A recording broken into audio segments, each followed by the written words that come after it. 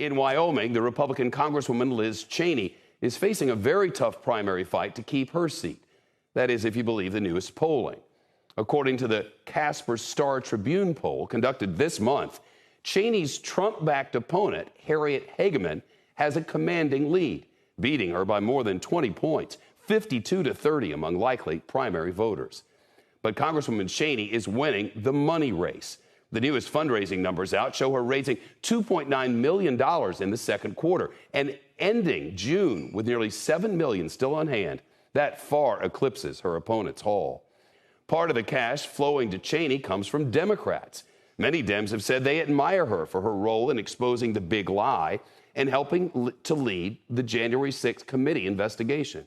The issue came up at a debate back in June.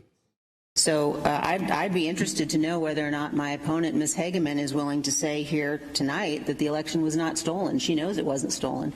I think that she can't say that it wasn't stolen because she's completely beholden to Donald Trump. We have serious questions about the 2020 election. Time magazine described the Zuckerberg $500 million as an absolute game changer in terms of what happened with that election. The only time that the J6 situation ever comes up is when people talk about how unfair this entire committee is. Well, Congresswoman Cheney and Hageman now have 29 days until voters decide on August 16th. John Ward now, chief national correspondent for Yahoo News. John recently traveled to Wyoming to report extensively on this. John, are the 1-6 hearings a big factor in the race there in Wyoming? Yeah, they are a factor. I think a lot of Wyomingites would rather ignore them. A lot of people are. But I think as they go on, as they continue to methodically make their case, I think they're starting to resonate. The question is, as one of the people I spoke to said, is it too little too late? You know, back in 2016, there was a lot of talk about shy or hidden Trump voters, people who were going to vote for him but weren't going to go public about it. Are there suggestions that there could be some of that now for Congresswoman Cheney?